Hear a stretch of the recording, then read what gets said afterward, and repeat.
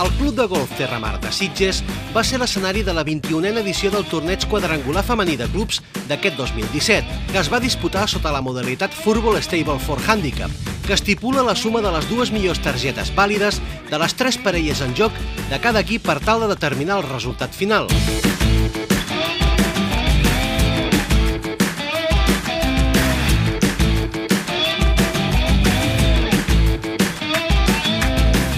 La verdad que cerrar el cuadrangular aquí en Terramar es un orgullo para nosotros y nada, estamos encantados y con el magnífico ambiente que había aquí y la verdad que bueno, esperamos que vuelvan pronto.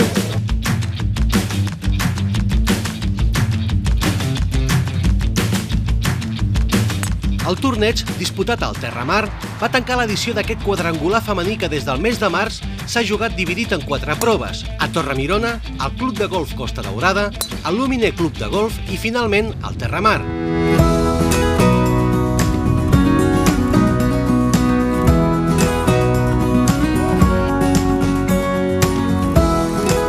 Yo creo que el recorrido se ajusta muy bien a todas las jugadoras féminas de Cataluña. Un recorrido apto para todos los niveles, que al final es casi lo más importante de un campo, es la jugabilidad, donde todo el mundo puede disfrutar. Hi han participat més d'un centenar de jugadores, pertanyents a 17 equips de clubs i camps d'arreu del país.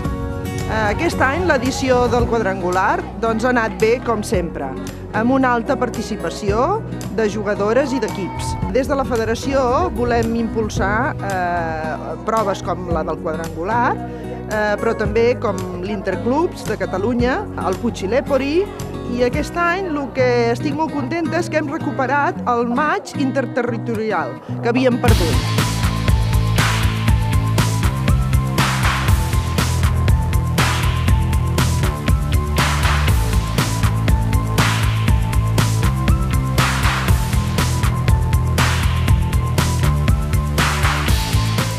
En el golf femení encara hi ha molt camp per córrer.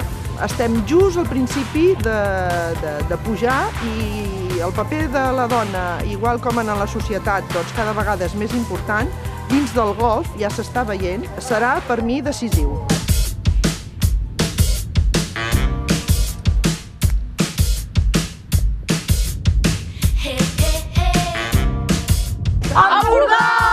L'equip de l'Empordà Golf va ser el guanyador en la prova disputada a Sitges i de retruc en la classificació general.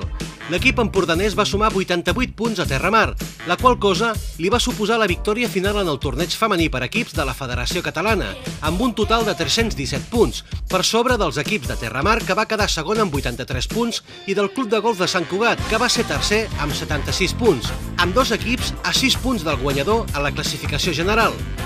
La constància, l'estar un equip molt unit, y muy compenetrat. Molt compenetrat, sí. Y estrategia para hacer parellas. Estratègia i molt entrenament.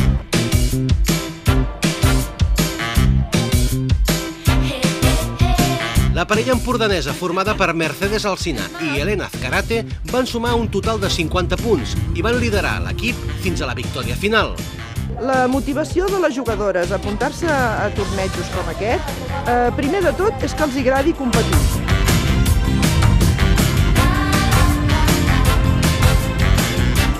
Home, per competint cal estratègia, perquè, i més a més, el format que és Foursome necessita saber el que està fent l'altra parella, el que estan fent les altres per saber el que tens que fer, si pots arriscar, si no pots arriscar, sí que cal estratègia.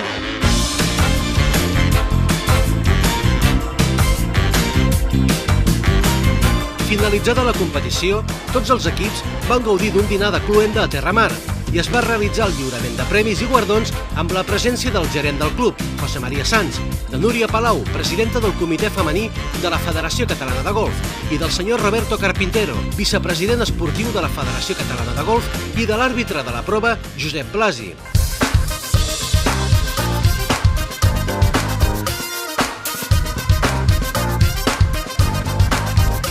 Després del lliurament del trofeu a les guanyadores, es va lliurar guardons a les 4 millors parelles de les 4 tornejos disputats i un premi especial a Anna Maria Duran per l'únic Hole in One aconseguit en tota la competició.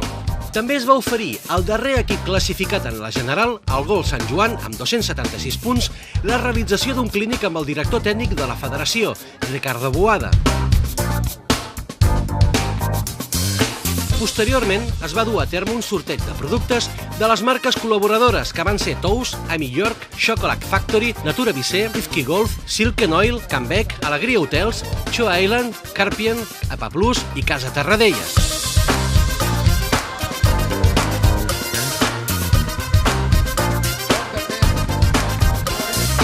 En aquesta jornada, la Federació Catalana de Golf va comptar un cop més amb el suport dels seus patrocinadors habituals.